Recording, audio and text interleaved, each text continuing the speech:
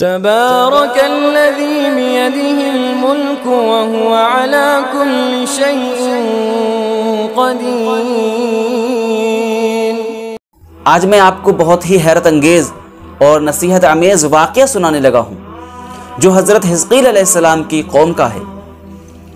حضرت حزقیل علیہ السلام جو موسیٰ علیہ السلام کے تیسرے خلیفہ ہیں اور منصب نبوت پر سرفراز بھی کیے گئے، اور اللہ تبارک و تعالیٰ نے اس واقعے کو قرآن پاک کی سورہ بقرہ میں ذکر کیا۔ الم تر الی الذین خرجوا من دیارہم وہم الوف حذر الموت فقال لهم اللہ موتوا ثم احیاہم ان اللہ لذو فضل علی الناس ولکن اکثر الناس لا یشکرون۔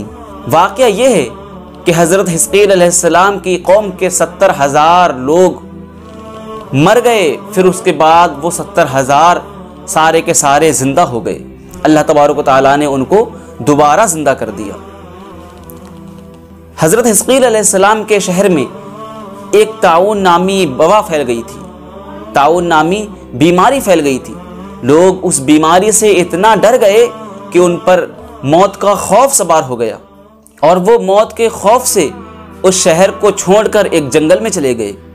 اللہ تبارک و تعالیٰ کو ان کی یہ حرکت اتنی ناپسند گزری کہ اللہ تبارک و تعالیٰ نے ایک فرشتے کو بھیجا، اور وہ فرشتہ پہاڑ سے چھپ کر ایک اس نے چیخ بلند کی اور یہ کہہ دیا موتو، یعنی سارے لوگ مر جاؤ۔ اس فرشتے کا یہ کہنا تھا، وہ سارے کے سارے لوگ مر گئے، اور ان کی تعداد کتنی تھی؟ 70,000۔ 70,000 لوگ اس فرشتے کے کہنے پر، موتو کہنے پر سارے کے سارے لوگ مر گئے، اور ان کی تعداد اس قدر زیادہ تھی کہ لوگ ان کے کفن و دفن کا انتظام نہ کر سکے، اور ان کی لاشوں کو ایسے ہی چٹیل میدان میں کھلا چھوڑ دیا۔ جب لاشیں سڑ گئیں اور پورے جنگل میں بدبو پھیل گئی، اور اس اطراف میں بھی بدبو پھیل گئی، لوگ ان کی بدبو سے پریشان ہو گئے، تو کچھ لوگوں کو ان لاشوں پر رحم آیا، اور ان لاشوں کے چاروں طرف انہوں نے دیوار کھینچ دی تاکہ ان کی لاشیں درندوں سے محفوظ رہیں۔ اللہ اکبر۔ اب کچھ دنوں کے بعد حضرت حزقیل علیہ السلام کا اس جنگل کے پاس سے گزر ہوتا ہے۔ جب وہ بدبو محسوس کرتے ہیں تو پوچھتے ہیں یہ کیسی بدبو ہے؟ تو ان کو بتایا جاتا ہے کہ یہ آپ کی قوم کے لوگ تھے جو بیماری سے ڈر کر اس جنگل میں چلے آئے تھے، جس کی وجہ سے اللہ تبارک و تعالیٰ نے ان کو موت دے دی۔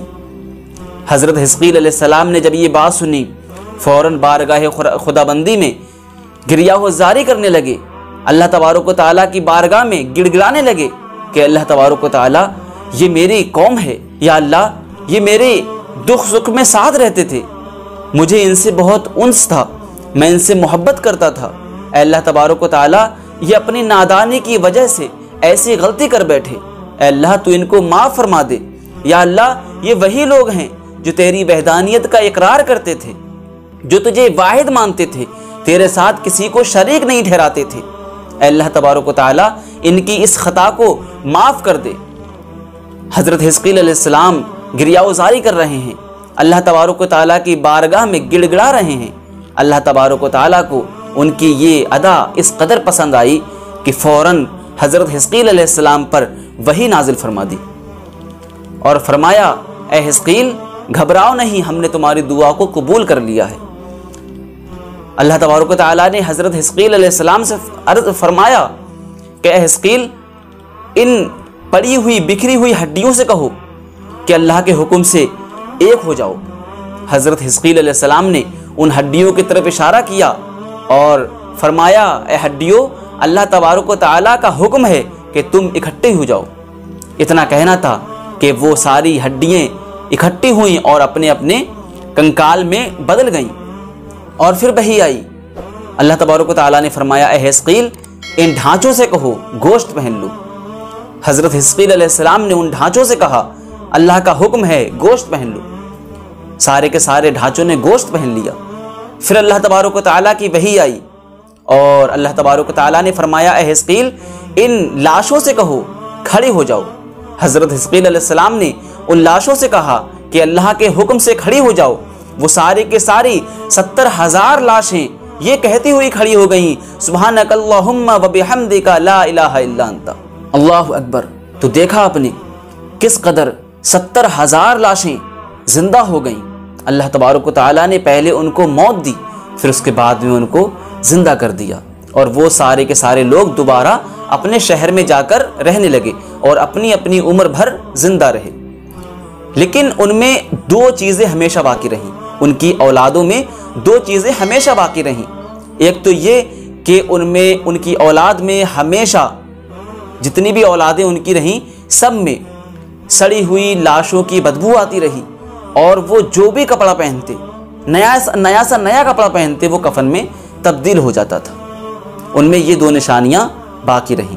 تو میرے پیارے ناظرین، اس سے ہمیں معلوم ہوا کہ ہم موت سے کتنا بھی بھاگ لیں، کہیں پر بھی ہم پناہ لے لیں، لیکن ہم موت سے نہیں بچ سکتے۔ اگر ہم 70 دروازوں کے پیچھے بھی چھپ جائیں پھر بھی ہمیں موت آنی ہے تو آ ہی کے رہے گی۔ ہاں، اگر ہمیں موت نہیں ہے تو لوگ سمندر سے واپس آ جاتے ہیں۔